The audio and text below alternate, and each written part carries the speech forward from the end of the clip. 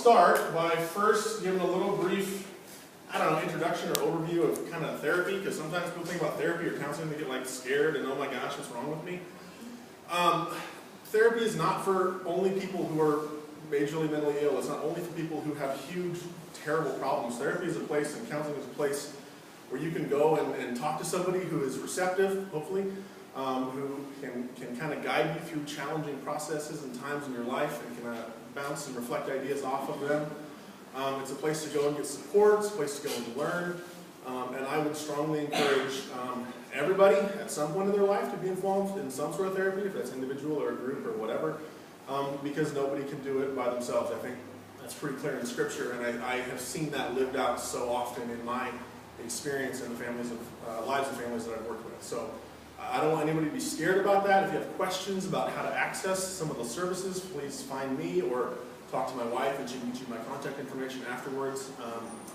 I think it's a huge available support for people that sometimes we don't use because of fear or shame or stigma or whatever. So little soapbox number one.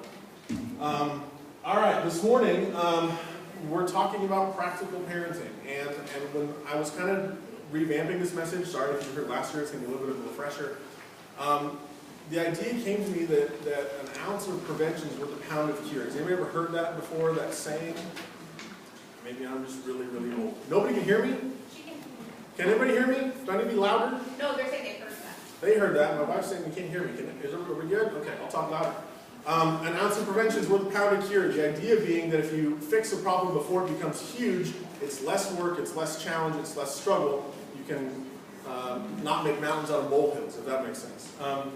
So, with that in mind, my goal this morning is to give you guys just some practical tips and practical ideas for how can I be a better mom, how can I be a better parent, in some ways, how can I be a better spouse or significant other. So, just some practical ideas on that.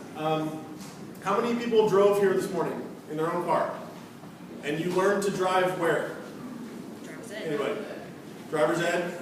Mom and dad? Parents, right? Okay. How many people are parents here? Dumb question, right? Well, moms. Where did you learn to be parents? Everywhere. Everywhere, all over, kind of in general, right? But never necessarily a specific place of learning, right? We have learner's permit books, and there's driver's ed classes. How many people went to parenting ed classes? Right? Sometimes those don't exist, right? Other than this right here, right? Okay. Some of our foster parents like, absolutely, that's wonderful, that's great, but most of us never have been through a formal educational process, right? There's no 100% this is exactly how you do it when it comes to being a parent. I think that's so significant because as a parent, how much control and influence do we have over the lives of our kids? It's immeasurable, right? We are the single most important influence in their lives, and sometimes we have all of this power and all this responsibility, but don't really know what we're doing at times. At least I feel that way, and I hope I'm not the only one. I just think it's so important that we have a foundation and a starting point for where we learn how to be parents, and in a lot of times, and in a lot of ways, that absolutely is Scripture. So, we're not going to go into it because I have less time this year than I thought I did, but one of the handouts I gave everybody is biblical perspective on parenting. I'm not sure the order that you guys got the handouts in, but there's a ton of Scripture, there's a ton of biblical information on good parenting and bad parenting, and I would encourage everybody to take some time after today and read through those Scriptures. Some of them are longer, some of them are very short and easy to memorize and can absolutely fundamentally change the way we parent and influence our children. So, that's my little bent on the biblical perspective. Okay. In my experience, working with kids and families, there are kind of four main areas or four primary concerns that parents come in with when they're bringing their kids in for therapy or have problem behaviors with their kids. And so I'm going to highlight those four. We'll talk about them briefly, and then I'll go through just a few little tips and tricks and handouts and things. I'll explain the paperwork I gave everybody. So the four areas that I think are absolutely most important. The first one is consistency. All of our kids from 10 weeks and up, from birth and up, learn behaviorally. They learn through their environment. What that means is when a specific thing happens to a child, they learn that cause and effect is a reality, right? So, anybody ever touched a hot stove? Ever, right? Is that stove going to be hot the next time it's on? It's always hot with the stove, like it's consistent every single time, right? Okay. We know how to react, we know how to respond because it's consistent. We all have cell phones. Yours are probably all smarter than mine. You ever had bad reception and do the like Star Trek thing trying to find reception? Because it's inconsistent, and all the wacky stuff that we do on our cell phone reception is inconsistent. You see the difference in consistent stimulus and consistent response, and inconsistent stimulus and inconsistent response? Does that make sense? Yes. The same thing happens with our kids.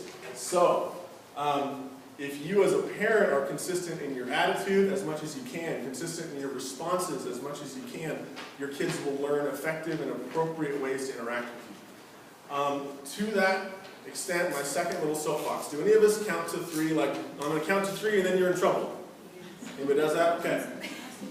That does not make you a bad parent in any shape, way, or form, but please don't do that anymore. It's not good. When we count to 3, we're teaching our children, believe it or not. We're teaching them that everything you do up until I say 3, I'm totally okay with. I'm totally cool if you continue to escalate until the point that I say 3, because that's when I really care. Right? 1, stop. And they play a little more. 2, and then 3, right? We're finally interested. We're finally significantly concerned about what's going on. What that teaches kids is everything else is free to get away with. Please stop counting to 3. Doesn't make you a bad parent, but there's a better way. Just intervene right up front, right from the beginning. I think if you start with that with kids when they're really, really little, it pays huge dividends later. We never counted to 3 with our kids. My son is 4. All I have to do now is look at him, and he'll stop doing whatever it is because he knows that Dad means business. And it's not because I'm big and mean and scary, although that's helpful.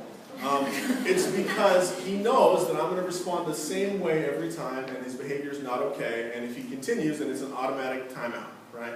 And we'll get to timeouts and specifics about that a little bit later. But don't count to 3. If you have questions, let me know later. Okay. Predictability is the second major thing that I think is important for kids. It's not too different from consistency, but the idea that kids can predict what will happen in their environment. That means things like structure, and things like routines, and things like this is the day that this happens, and after dinner we do this, and some of those specifics and patterns.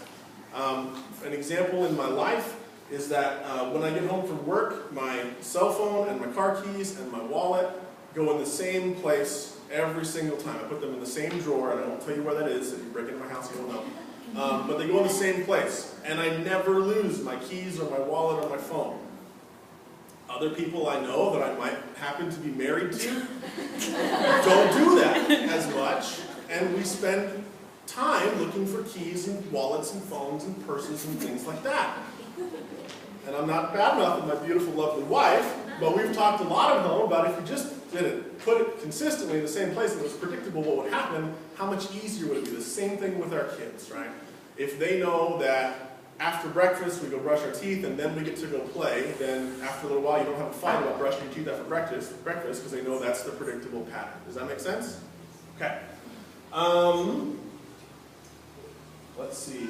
Examples of a predictable environment. Sometimes kids really need to see what it is that they can predict. And so that, in my head, I think of charts, I think of pictures on the fridge, I think of schedules and things like that that kids can see and look at and decorate and be part of the planning and involving them in that whole process. So, how many of you guys are on Pinterest? Sadly enough, as a guy, I have to admit I'm on Pinterest, and there's a bunch of cool guy stuff on Pinterest about man caves and fishing and all that. But I spent 15 seconds yesterday looking at Pinterest about behavior charts and chore charts. There are a bazillion options, so I would implore you to look at that free resource and find something that works for you and your family, and then you can kind of implement that into your daily routine. Okay, the third thing, so consistency, predictability. Third is relationship. Children are naturally drawn to the oldest person in the room that will take them seriously. Somebody that's way smarter than me told me that a long, long time ago, and it's a person that I absolutely respect, and I believe it to be fundamentally true. How many of us have taken the kids to Grandma and Grandpa's, and the kids instantly cling to Grandma and Grandpa for no apparent reason? Because they're older than us, and kids are naturally drawn to that type of environment. Sometimes we're the oldest adults in the room, right? We're sometimes alone with our kids, and kids are drawn to us in that way, and that form of relationship is really, really important. In that relationship, we have to be very, very careful about how we let that relationship look. Kids are kids, first, foremost, and only. Kids are not significant others. They're not confidants. They're not little junior therapists. They're not mirrors to bounce ideas off of. They are just kids. And to let them just be kids sometimes is very, very challenging, but is absolutely necessary. Things that kids value, proximity, closeness, dependability, things like those big words that really just mean investing and seriously involving ourselves in the lives of our children. I'm sure you guys all do that very, very well. But just to highlight again how important and fundamental that is for your kids. Let me see. I want everybody to kind of just think for a second and imagine back the best boss you've ever had, and imagine the qualities and attributes that made that boss wonderful. And then if anybody wants to highlight a couple of those, please feel free to speak up. What makes a good boss? Honest. Honest. Fair. Anybody else? You can talk to them. Approachable. Okay? Not micromanaging. Not micromanaging. Okay? What about the worst boss you've ever had? Good to talk to. None of those things, right? The polar opposites. Which one are we more like with our kids? Sometimes. If we're being honest, the not so good boss, right? If you think back to your work experience, which boss were you likely to go the extra mile for and work harder for and try to please? The one that's fair and honest and approachable, or the one that micromanages and nitpicks and tears you down? Same thing with our kids, right? It's absolutely a mirror for the relationships they have later on in life, and if we can develop that type of relationship with them when they're young, how much more successful will they be later on down the line? Okay. I want to distinguish between empathy and sympathy. Sympathy is the junk that's written in Hallmark cards. So I don't care much about sympathy. It's great on Valentine's Day and Christmas and get well soon, but it's not empathy. Empathy for a child is reflecting, this is how you feel, and it's okay to feel how you feel. Wow, you're really mad that your sister took your toy. Man, it must stink that your sister took your toy. And it's just that simple, not, oh, it's okay, you'll get a new toy later. Like, that's sympathy. Empathy is reflection, and empathy is giving kids the space to feel the way they feel, helping them when they're young describe how they feel, and then letting them know that that's okay, right? Because we all have complex emotions, we all have ups and downs, and we're all over the place. Our kids do the same exact thing, and they learn that from us. So if we can teach them that there's a space to have those emotions and how to understand them, that's true empathy. And so you can ask questions about that a little bit later too. Hopefully that makes some sense. Let me see. Boundaries. Kids need them, kids deserve them, and kids thrive in them. Boundaries are physical, like the edge of the yard. Boundaries are time-oriented, like not right now. Boundaries are relational, like talk about that with your dad, or talk about that with me later, or don't talk about that with so-and-so. Boundaries are all over the place, and kids absolutely, they need them. What else do I want to say about boundaries? Something that I saw all too often, I guess this is my third little soapbox.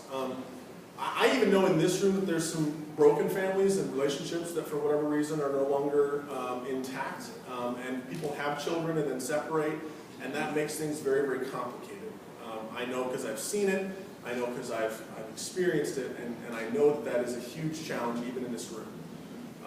What I will say to that end is that, since I'm talking to a group of women, the father of the child is still the father of the child, and that never changes, right?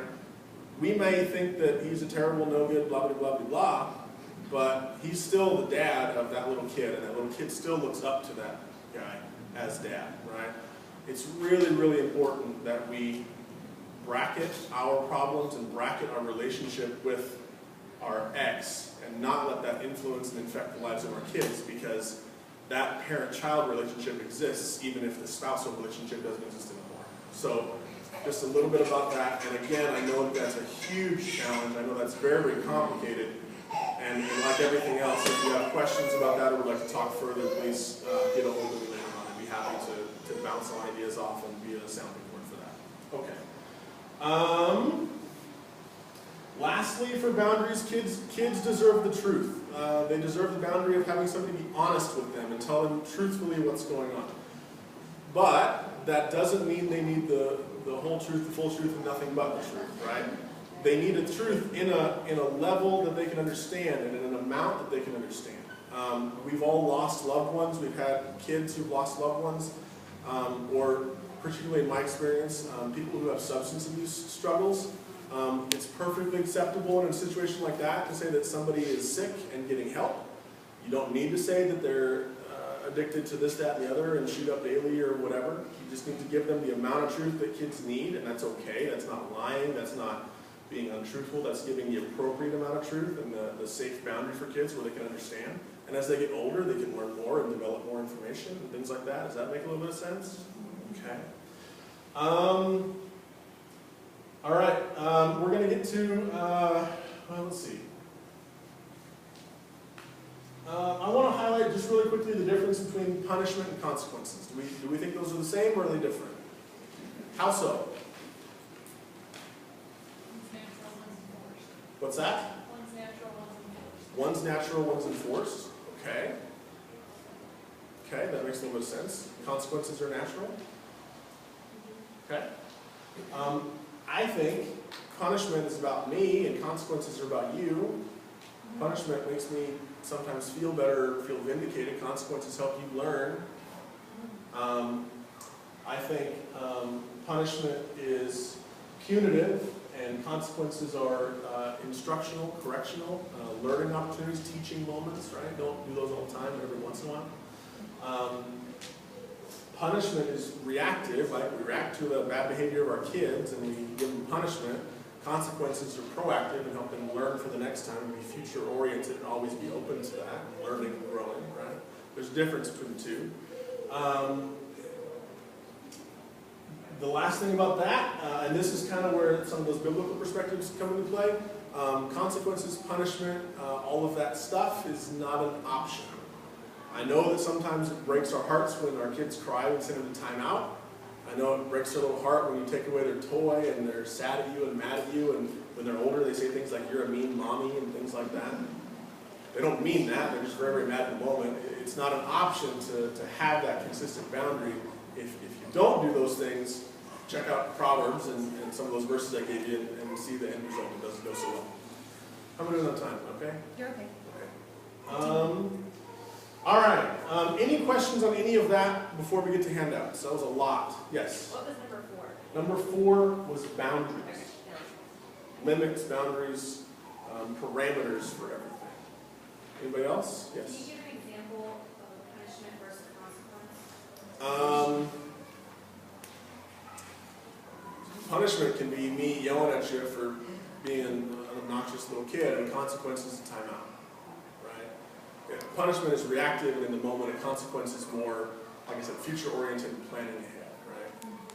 Okay. Any other questions for that stuff? Okay. All right, let's dive into handouts. Somebody tell me the one you have first. What's that? Perspective. The biblical perspective. Okay. I'm not going to insult anybody's intelligence. You guys can all read. I put 2 versions of the scripture in there. I put the New International Version that I grew up with, and then I put the Message version that's a little bit more in layman's words, but still very, very descriptive. So, like I said, look at those. On the back side of that, there's a whole bunch of them from Proverbs. I'll just pick one. Proverbs 22:6. Train up your child in the way he should go. When he is old, he will not depart from it. The New Translation, point your kids in the right direction. When they're old, they won't be lost, right? The idea of an ounce of prevention, a pound of cure. Start now, and it will be helpful for your kids lifelong. Okay. Any questions on any of those biblical verses or scriptures or anything? Okay. What's next in your packet? Smart test. Smart test. All right. The SMART test was originally developed for business goals and objectives and financial plans and business plans and all of that stuff that nobody really cares about. In therapy, we've adapted it to be for consequences and goals and rules and things like that. So, The SMART test is an acronym. Your consequences, your goals, your rules, they need to be specific, measurable, achievable, realistic, and time limited. To that end, again, I will let you guys read, but to highlight for specific, just because, and I'll just say, just because little Susie wrote on the wall 1,000 times with a crayon, doesn't mean this time you're going to give her a consequence for this time she wrote on the wall. It means that this time it's just for now, it's not for all the other 1,000 times she wrote on the wall, because she's already forgotten and she's right here in the moment, right? Very specific to the crime or to the infraction. Okay. Consequences should be measurable. Kids need to understand what they have to do to get things back. Does that make sense? I can't tell you how many times I had a parent come in and tell me I was so fed up that they left the Legos out that I put them in a trash bag and I threw them in the garbage and they're gone. That'll teach them. No, it won't, because now why do they want to earn their Legos back? There's no reason for them to do what you want them to do. There's no measurable means for them to earn back their lost thing. Does that make sense? The example I give is things aren't lost forever. Things are lost until you do A, B, and C. And you can be very, very creative in that. Okay, achievable. That has more to do with a child's developmental level. Some of us have 4-year-olds, and some of us have middle school and high school students, and everywhere in between. The expectations and the measurable things a high school student can achieve are very, very different from my 19-month-old daughter, right? So designing your consequences, your rules to fit the achievable, the age of your child, what they can actually accomplish. Does that make sense? Okay. Realistic, again, a little bit similar, some of these things run together, but kids need to have realistic goals. They need to have things that they can understand and are doable for their particular age. You can't tell your 4-year-old to clean his bedroom with a toothbrush till every dust and speck and grime and everything is gone. You can tell your 4-year-old to put his toys away in the bin, and then we can do whatever. Does that make sense? Okay. And then time limited, grounded forever is never an effective consequence. Grounded until you're 30, you can't date till you're 35. None of that stuff is effective, but for our little ones, a timeout for X number of minutes is totally fine. Another example that I added is that, and we do this at home, if my son hurts my daughter or does something mean to my daughter with a particular toy, he will lose that toy for the remainder of the day, and he gets a chance to try again tomorrow, first thing in the morning. His particular favorite, he has Angry Birds. My kid is addicted to Angry Birds, and it makes me sad and happy all at the same time. It's very complicated. And everybody in my family gives him everything angry. It's amazing. He has more Angry Birds than Rovio, the company that made him. And he's got these giant stuffed birds that he likes to throw, like you throw them in the game. And he throws them at his sister, and then she gets hit in the head, and then she cries. And it's challenging because I'm tired. And I say, Gabe, here's the deal. You lose the Angry Bird, that one, for the rest of the day. And if you don't like that, you can go sit in timeout. And he's okay with that now, and then he gets it back tomorrow, and he has another chance to hopefully not throw it at his sister's head, because he wants to do that. But every single time, you lose it for a specific amount of time, you get it back, and get another try the next time. Does that make sense? Okay? That's the SMART test. Any questions about the SMART test? No? Okay. And if we follow that acronym, all of our goals and rules and consequences will be SMART, and that's always a good thing. On the back side of the SMART test is a fun little poem that I love, and something that I'm looking forward to implementing at home as soon as we can figure out a cutesy way to do it and make it look all pretty and fit the decor of my house or whatever I have to do. It's this little poem. You left it out, I picked it up. Toy time out, you're out of luck. You've lost your stuff, it's yours no more. If you want it back, then do a chore. Right? Isn't that wonderful? You can take this if you want to. I know it's like boring, like boy, black and white. If you cut it off and tape it to the side of a tote, then there's your toy timeout tote, right? And your kids, if you implement this when you get home, will go, that's not fair. Then you can say, I'm really sorry you feel that way. This is what we're going to do now. I'm mom and I'm in charge. Eventually, they'll memorize this little poem and they'll learn the rules, right? Consistent, boundaries, limits, all right. I just thought that was pretty fun. I've had a lot of friends and clients who have used that, and I really think that's very, very helpful, so I thought I'd give you a little idea about that poem. I think next we come to my friend Kelso. Does that look right, everybody? This is my friend Kelso. Kelso's a frog. Kelso works at hospitals and triage units and therapy clinics all over the nation. He's a very, very busy little frog, and he has a lot of really good ideas for kids when they have a problem. You guys can read it out, but Kelso gives kids a whole bunch of choices that they can use when they have a problem. And the idea and expectation is that kids would try a couple of those, and if that doesn't solve it, then come ask mom and dad. And the reason I love Kelso is because it stops tattletaling, and it stops constant, mommy, mommy, daddy, daddy, whatever the problem is, and it gets kids to be proactive, and it helps them handle their own problems and deal with their own challenges, which we want to teach them now, so that when they're older, they have that skill set and they have that ability to manage the complex problems that we have in our lives. To be perfectly honest, I think all of us can use Kelso even more than our kids, because our lives are infinitely more complicated than theirs. If you want, I will find a copy or create a copy that's a little bit more adult friendly. Instead of go to another game, I'll put go to another room in the house. Share and take turns. I think we have a problem with that as adults sometimes, right? Ignore it, walk away, tell the person to stop, apologize, what a crazy idea. Make a deal and work something out, right? All of these things are solutions for small problems, and if we can teach our kids how to solve their small problems, when they really have a big problem, they will come and ask us for our help when they really need it. So I just thought I would give you guys that as a helpful little idea. Again, on that wonderful, terrible website, Pinterest, there's about 1,000 different versions of this that are different colors and different styles and all of that. So feel free to modify and make it your own and find something that works for you. But I would strongly encourage a poster like that in your kid's bedroom, on the front of the fridge, in the toy room, wherever there's complicated problems for kids, to help them learn practically, this is how I solve my own little problems. Any questions about Kelso? Perfect, okay. I have a little bit of time left, which is exciting. I feel hopefully like I didn't run through that too awful quick, but I wanted to get it done quickly so that I could open it up for general question and answer about obnoxious kids and challenging situations and things of that nature. So please feel free. Yes, ma'am. So I understand like throwing toys in the garden is bad. Like I tell my daughter like she's 2 and she loves Mickey. She asks me what's Mickey and so I throw it in the garbage. And I like give traumatize her. No, she's totally fine. I give it to her at bedtime. So it's like I'm contradicting myself, I understand that. You but are. the only way to get her to stop is tell her that it's in the garbage. She's not gonna have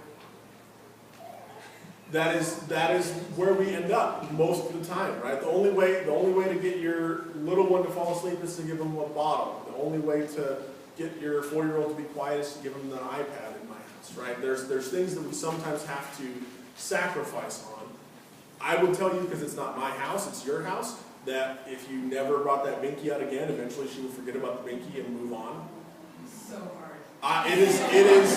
It's worse than any other challenge, yeah, because she's going to scream and fuss, and it's going to be a long couple of weeks, hopefully, until she figures it out at night. But eventually, if you are consistent with it, right, she will learn.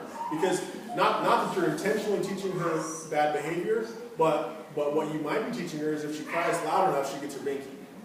She does. So think about, is this your oldest? Only. So think about when she's 15, how loud is she going to cry to get whatever it is she wants when she's 15?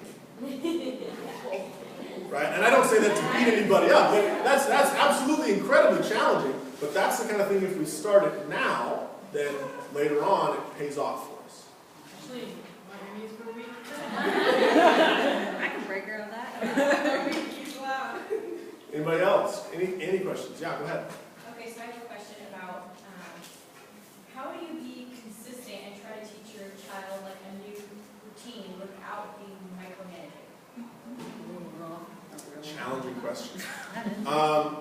I think anytime you try to introduce something new, it's a lot of work. And kids will naturally rebel because the system that was working before worked for them, and you're changing what works for them, and they don't like that. Kids like to have a little bit of control, like to have a little bit of power, and they're gonna battle, right? But if we are consistent with, anything that I've said, or anything else that you want to implement that's new, if you're consistent with it, eventually, and that's a very delicate word, eventually they will get on the program and it will be, you'll be better for it. But it is absolutely, for both cases, it's absolutely sometimes torture to teach your kids something new and change their little routines, especially when it's something important like a binky that's developmental and things like that, absolutely. Luckily for both of my kids, we never had binkies, so it's easy for me to talk about that, but I know that that's both are very, very challenging. Yeah? How do you explain, like, I have a 2-year-old who's almost 3, and my husband has a 10-year-old brother Okay. who likes picking Yeah. on our son, and my husband's family, they don't really see a problem with it, so they kind of just ignore it, he'll outgrow it. But it's hard to try to explain to our almost 3-year-old why his uncle's getting away with stuff, like getting away with murder pretty much. And Yeah. then Yeah. he gets in big trouble if he traces him back to his brother. Yeah, absolutely, absolutely. I think, and that's kind of the idea of generational parenting, and sometimes the idea that it takes a village to raise a child, right? I think probably the best solution for that is going to be probably a heart-to-heart conversation with all the grown-ups without the kids around, saying, listen, this is not okay. My son is not being treated fairly or learning inappropriate behavior because you guys aren't doing this, that, and the other. And to figure out how to deliver that message with a little bit of love, but also saying, this is my expectation, and this is what's right, this is what's fair for my kid, I think. Like, Yeah. what if it's gotten to the point where my husband and his siblings, the ones that have kids, we don't come around that much anymore because of that. And trying to explain that to his parents, it slowly turns into, you hate your little brother. Right. And how do you talk to someone where they go that route? I'm really sorry you feel like I hate my little brother. I can see why that would frustrate you. I want you to know that's not the case. What I'm trying to do is look out for the best interest and well-being of my son. And I'm really sorry we're going to have a disagreement, but I have to do what's best for my son. Maybe, as an example. I mean, what it comes down to is if they're not willing to budge and they're not willing to change, then you've got to do what's best for your family. And it sounds like you're already doing some of that, but it's challenging and it doesn't feel very good sometimes. Yeah, it's hard. It's hard. Oh, 5 minutes. Okay. 5 minutes, everybody. Now it's just me. Okay. Yes. I was just going to say, would it be appropriate in a situation like that, because it's something I've dealt with a little bit. Yeah. In a situation like that, would it be appropriate to sit and talk with your child and say, look, I'm not that other child's parent. That's a great message. If you're feeling like you're being treated badly, you can either walk away or say something to them, but just know that behavior is not acceptable. Teach your 3-year-old, right? Perfect age to start, right? Absolutely. And communicating to your own child that, yeah, I'm really sorry, that's not fair. You're right, that's not fair. That doesn't mean it's okay for you to do A, B, and C. Yeah, that's a very challenging situation. Anybody else? Any other questions? Yes, go ahead. So, let's say your child does something wrong, and you overreact as a parent, and you're like grounded for a month. Then you walk off and you realize, oh, that was harsh.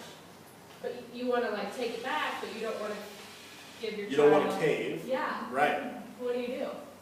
Well, Or what would you do? it's easy to say, but I would try to not react so strongly in the first place, Yeah. and lay out a consequence that I can't then enforce, because we're going to forget why he did something wrong and why he's surrendered for a month, right? And giving consequences that are appropriate to the situation. I think it's okay to go back. How old's your kiddo? 10. Okay. I think it's perfectly okay to go back and say, hey, you know what? I was really upset. I was very frustrated when you did that thing, and I said something that I realized later I shouldn't have said. So, maybe it's okay to have a conversation about what do you think is a more appropriate consequence, and maybe you can have that be a little bit of a new style. What does he think? Does he think 5 minutes is appropriate? Well, that's not going to work. We've got to have some sort of compromise. But a month is too long. What do you think? Yeah. Work that out. Yeah. We're human and we're imperfect, and sometimes we say things that are way too far.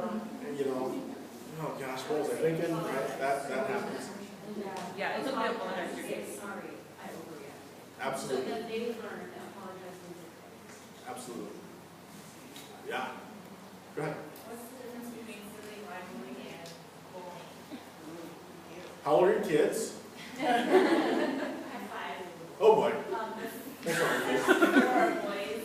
Okay. And it's mostly my issue of like 13-year-old and my age.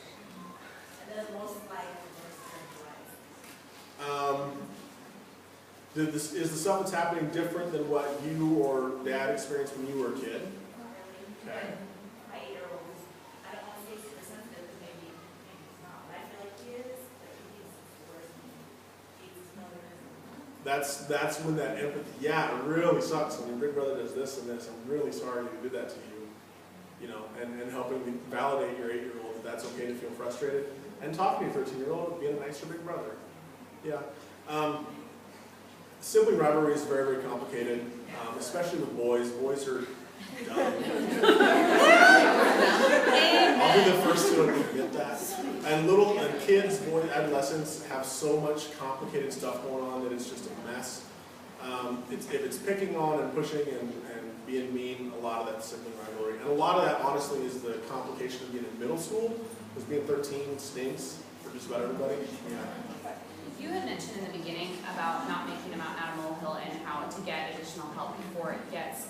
How do you know, like, maybe it's something you should just have an email account open for random questioning if this is going to be a big deal, but how do you know when something comes up, if it's just going to be dealt with on its, you know how families just kind of have things that just kind of deal with, and how do you know if it's something we need to intervene right now and get this worked out? Like, it's very vague, I know. No, I hear what you're saying. I would say the answer to that is to always, well, then I'm not sure. Like, is there a limited time you should give it, or is that not pushing it too far? Well, I mean, everything, I hate the phrase case-by-case basis, Yeah. but it sounds like it's a case-by-case.